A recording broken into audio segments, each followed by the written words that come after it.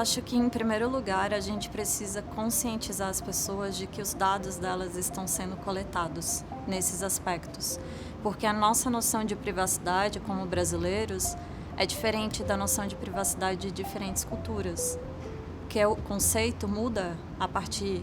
O conceito é contextual, ele vai mudando a partir da nossa percepção do que seria nossa esfera íntima, nossa esfera privada. Olhando para a experiência estrangeira, principalmente a experiência europeia, o que a gente percebe é que esses órgãos reguladores, principalmente a Autoridade de Proteção de Dados Pessoais, elas atuam basicamente em 3 fases, digamos assim.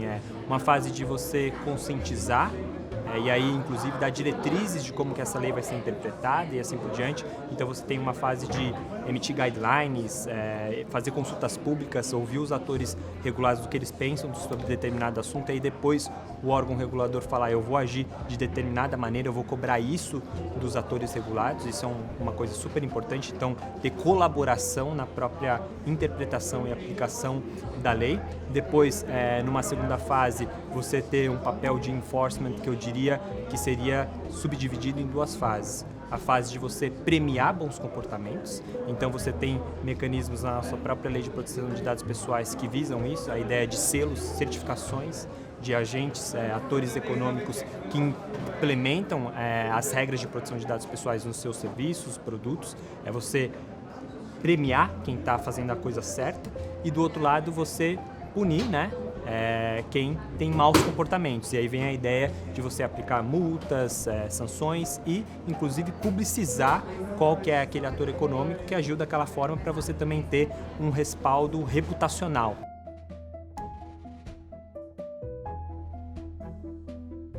A Lei Geral de Proteção de Dados, ela pincelou alguns princípios e algumas diretrizes para a proteção de dados de crianças e adolescentes. Mas eu entendo que ela está longe ainda de ser um framework amplo de proteção de dados desse público específico. Eu acho que ainda ela demandará no futuro algum aperfeiçoamento, alguma ampliação no sentido de tornar mais factível, mais tangível a proteção de dados desse público em particular.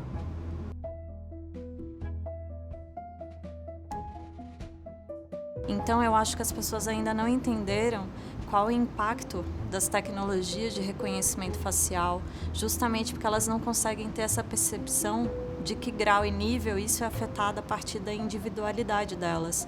Então, se eu ando no metrô, e estou justamente, que é o caso da Via 4, da linha amarela, se eu ando no metrô e passo por um painel, talvez eu, sendo um cidadão, uma pessoa, como a gente fala, um homem médio, eu não tenho uma percepção do quanto isso afeta a minha individualidade, o quanto isso afeta a minha privacidade.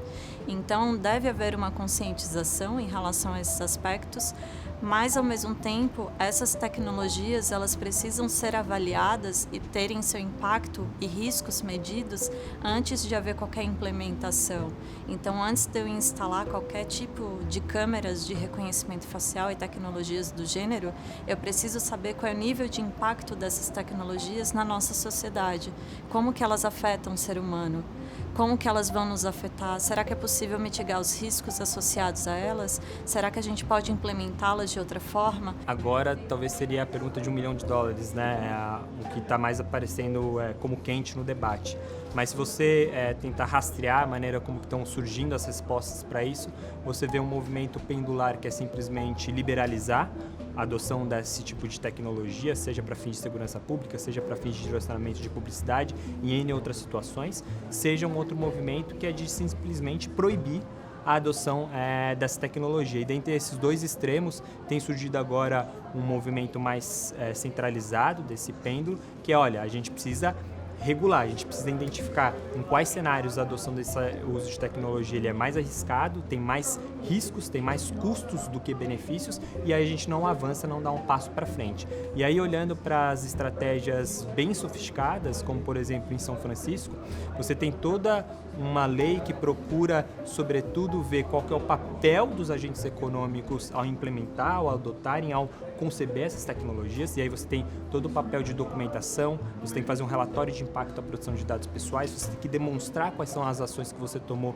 para mitigar esses riscos. E o mais importante, o mais interessante que eu acho nessa iniciativa de São Francisco é você ter uma deliberação pública sobre a adoção ou não daquele tipo de tecnologia. Então não vai ser uma coisa cujo circuito decisório vai estar entre o agente econômico e o Estado. Você vai ter que ter uma discussão pública. Então se o Estado, por exemplo, vai adotar tecnologias de reconhecimento facial para fins de segurança pública ou para fins de potencializar um tipo de campanha de conscientização, de mensagem, e vai utilizar tecnologia de reconhecimento facial, você vai ter um conselho no qual outros atores da sociedade vão estar representados para dar sua recomendação, o seu poder de voz, sua opinião sobre aquilo. Então você tem um cenário na qual você chama primeiramente quem concebe a tecnologia para demonstrar os esforços ou não, se é benéfico ou não a adoção daquela tecnologia, e aí depois você escala isso para um mecanismo de decisão mais plural, mais democrático, e aí eu acho que é o cenário que seria benéfico para a gente pensar